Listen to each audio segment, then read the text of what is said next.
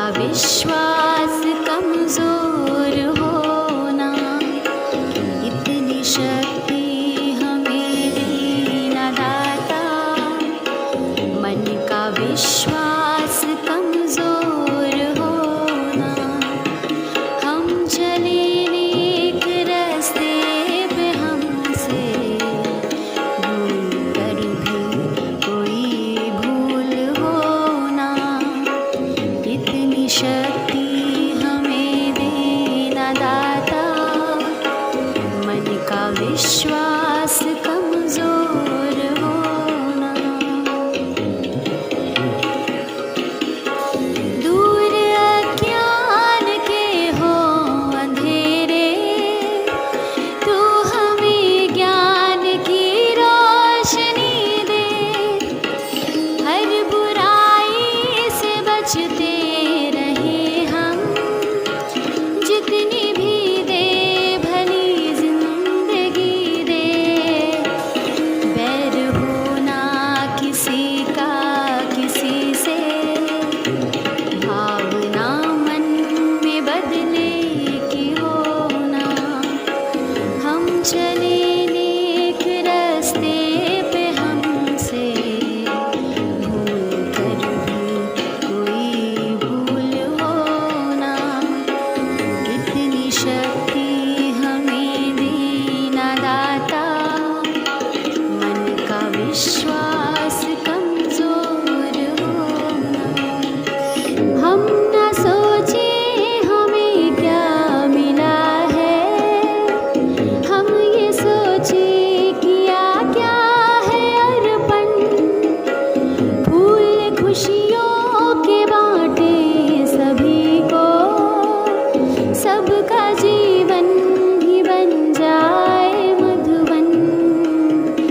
अपनी करुणा का जल तू बहा के, कर दे पावन हर एक मन का कोना। हम चले नेक रास्ते पे, हमसे भूल कर भी कोई भूल होना, इतनी शक्ति हमें देना दाता। मन का विश्वास कमजोर होना। Good morning everyone. आज का सुविचार है, जिंदगी वैसी बन जाती है जैसा आप इसे बनाते हैं। Life becomes what you make it. बच्चों, आप कल के लिए सोचते हैं मैं बड़ा होकर ऐसा बनूंगा, ये करूंगा, और उसके लिए आप अलग अलग योजनाएं बनाते हैं। ईमानदारी से किया गया कार्य जरूर सफल होता है। धन्यवाद। सवेरे का नमस्कार। आज का शब्द है एब्सेंट। ABSENT, absent. इसका हिंदी अर्थ होता है अनुपस्थित। आइए इसे कुछ वाक्यों से समझते हैं। I have never been absent from school. मैं स्कूल से कभी अनुपस्थित नहीं रही। दूसरा वाक्य देखिए। He was absent from work for 2 weeks. वह 2 सप्ताह से काम से अनुपस्थित था। धन्यवाद। Good morning. कैसे हो बच्चों? आज की पजल। बिना हाथ पैर के, चलकर न तैर के, सबके घर चली जाऊं बिना किसी बैर के। बच्चों फिर से सुनते हैं। बिना हाथ पैर के, चलकर ना तैर के, सबके घर चली जाऊं बिना किसी बैर के। सोचो बच्चों क्या होगा जो ना हाथों का यूज करता है, ना पैरों का, ना तैर के। सोचो बच्चों वह क्या चीज हो सकती है?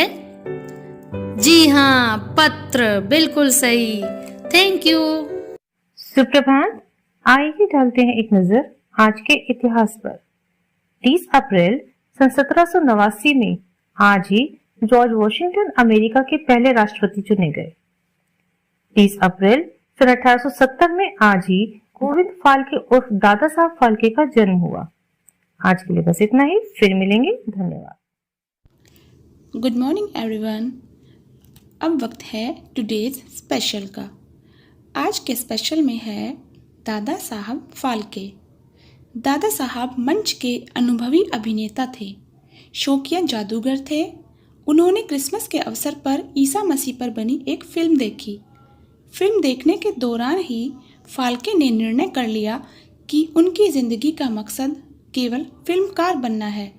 उन्हें लगा कि रामायण और महाभारत जैसी पौराणिक महाकाव्यों से फिल्मों के लिए अच्छी कहानियाँ मिलेंगी। उनके पास सभी तरह का हुनर था। वह नए नए प्रयोग करते थे। वे भारतीय चलचित्र बनाने का असंभव कार्य करने वाले पहले व्यक्ति बने। Thank you. सवेरे का नमस्कार। वक्त है प्रश्नोत्तरी का और आज का पहला प्रश्न है, भगवान बुद्ध को ज्ञान की प्राप्ति कहाँ हुई थी? इसका उत्तर है बोध गया में। वैशाख पूर्णिमा के दिन बोधि वृक्ष के नीचे भगवान बुद्ध को ज्ञान की प्राप्ति हुई थी। प्रश्न नंबर 2, आर्य समाज की स्थापना किसने की? आर्य समाज की स्थापना स्वामी दयानंद सरस्वती ने 1875 में बंबई में मथुरा के स्वामी ब्रजानंद की प्रेरणा से की थी। आर्य समाज एक हिंदू सुधार आंदोलन है। प्रश्न नंबर 3, भारत में सबसे पहले सूर्य किस प्रदेश में निकलता है? इसका उत्तर है अरुणाचल प्रदेश। अरुणाचल प्रदेश की डोंग में स्थित घाटी में सूर्य की पहली किरण दिखाई देती है। प्रश्न नंबर 4, भारत का दक्षिणतम किनारा कौन सा है? तो इसका उत्तर है कन्याकुमारी, जो कि तमिलनाडु राज्य का एक तटीय शहर है। धन्यवाद। नमस्कार। एक उत्साहपूर्ण बाल गीत के साथ पुनः प्रस्तुत हो, तो आइए हम सब मिलकर गाते हैं। नवयुग के रचयिता हैं हम, आज से ही शुरुआत करेंगे। अपने इस बहुभाषी देश में हर भाषा का सम्मान करेंगे। पल पल बढ़ते प्रदूषण का मिलजुल कर हम नाश करेंगे। अशिक्षा और बेरोजगारी को बिल्कुल भी टिकने ना देंगे। जात पात और क्षेत्रवाद को तोड़कर ही हम दम लेंगे। प्रण करते हैं हम सब बच्चे हर नारी का सम्मान करेंगे। खुशहाल भारत के सपने को हम मिलकर साकार करेंगे। नवयुग के रचयिता हैं हम, आज से ही शुरुआत करेंगे। धन्यवाद। नमस्कार। आज की हमारी कहानी है अनचाहे मेहमान। आइए शुरू करते हैं। एक बार एक किसान के घर मेहमान आए। 2-3 दिनों के बाद उन लोगों को वापस लौट जाना था, लेकिन यहाँ की खातिरदारी देखकर उन लोगों ने कुछ दिन और रुकने का मन बना लिया। अब तो किसान और उसकी पत्नी सोच में पड़ गए, क्योंकि उनके रुकने से किसान को परेशानी होने लगी। 1 सप्ताह के बाद भी जब उन लोगों ने लौटने का नाम नहीं लिया, तो किसान ने एक उपाय सोचा। अगले दिन खेत जाते समय किसान ने उन्हें एक कुदाल और टोकरी पकड़ाते हुए कहा, भाई साहब, आज मजदूर नहीं आया है। मेरे खेत के पास एक गड्ढा है, उसे मिट्टी से भरना है। जरा आप मेरे साथ खेत पर चलिए। मैं मिट्टी काट काट कर दूंगा और आप टोकरी में डालकर गड्ढे में भरते जाइएगा। यह सुनकर मेहमान थोड़ा सकपकाए। चाहकर भी वह इनकार नहीं कर सके। उन्हें किसान के साथ जाना पड़ा। मिट्टी ढो ढोकर कुछ ही देर में मेहमान का अंग अंग दुखने लगा। मारे भूख के पेट में चूहे कूदने लगे। रो धोकर उन्हें शाम तक मिट्टी उठानी पड़ी। लौटते ही उन्होंने फैसला कर लिया कि अब वह यहाँ एक पल भी नहीं रुकेंगे। किसान ने चैन की सांस ली। धन्यवाद। नमस्कार। आज मोटिवेट और सेल्फ का विषय है विद्यालय की संस्कृति। विद्यालय की संस्कृति उस विद्यालय के रीति रिवाजों, प्रथाओं, चिन्हों, कहानियों और शब्दावली आदि का निर्माण करती है, जहां से विद्यार्थी अपने व्यवहारिक जीवन में अवचेतन मन से अपने विद्यालय की संस्कृति से व्यवहार के कोड और अपेक्षाएं खुद में समाहित करते हैं, जो उनके सीखने की प्रक्रिया को प्रत्यक्ष रूप से प्रभावित करती है। विद्यालय संस्कृति में छोटी चीज जैसे शिक्षकों का अपनी कक्षा में प्रवेश करते समय छात्रों से नमस्ते या सुप्रभात कहने से लेकर कक्षा में अध्यापन की प्रक्रिया में परिवर्तन जैसी बड़ी चीजें शामिल हो सकती हैं। जैसे हम सब अपनी परिकल्पना और अपने लक्ष्यों को जानते हैं। यदि हम असफल होते हैं या सफल होते हैं तो हम सभी उसके जिम्मेदार हैं। हम सब मिलकर काम करते हैं। हम जो भी करते हैं उसे हम सभी बेहतर कर रहे हैं। हम सब सीख रहे हैं और सीख सकते हैं। हम सभी नए तरीके आजमाते हैं। जब हम अटक जाते हैं तो हम सभी मदद की खोज करते हैं।